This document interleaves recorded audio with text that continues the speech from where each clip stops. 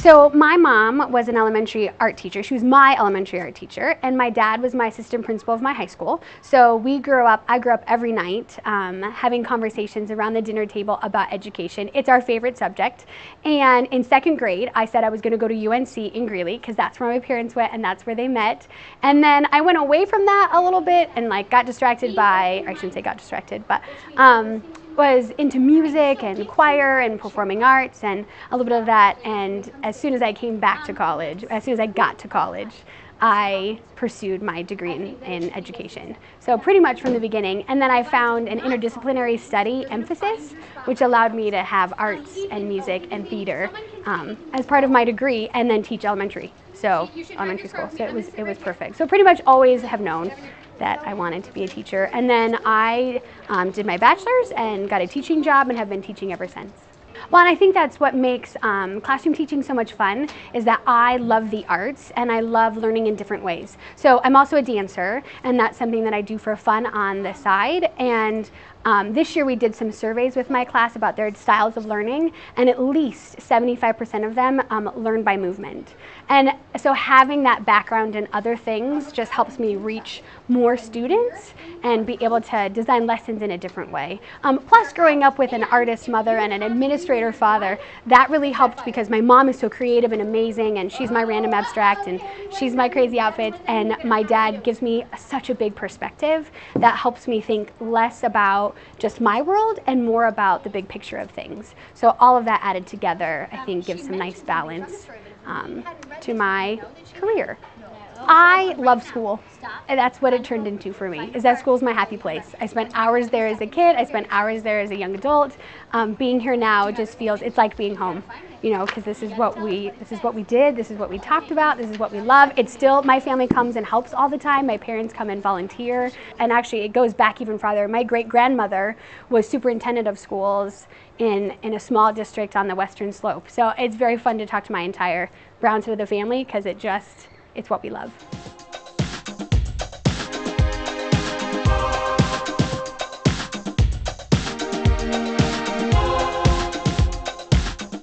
Absolutely, and I think even more so. I believe that when you're having fun, that's when you learn. I mean, rarely, if you're bored or you're tired or you're not engaged, is learning happening.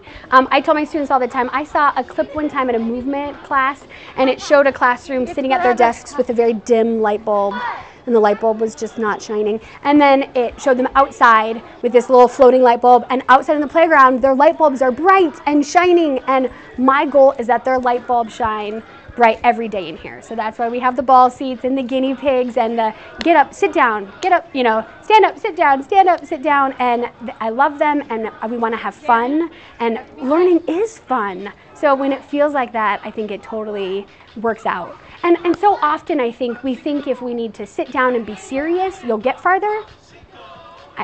I think if you stand up and have fun, you get farther, and you get to talk to each other, and you have engaging conversations. All of that matters way more.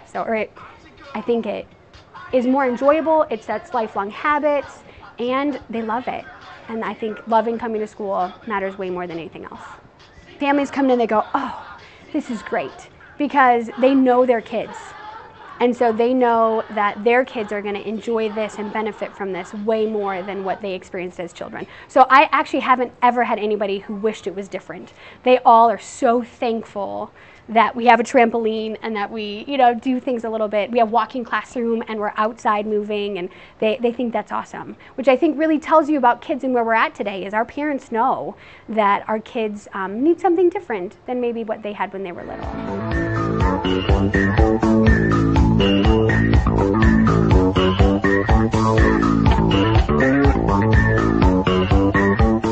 Well, and so often I think my number one greatest skill or practice that I do is research.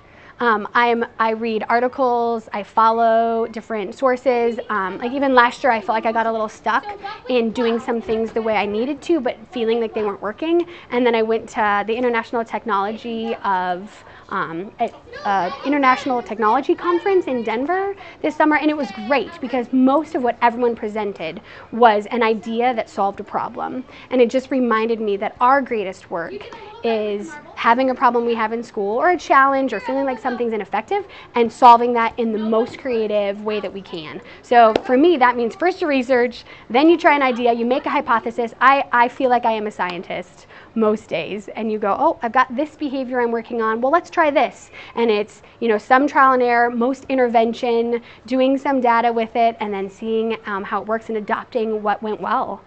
So.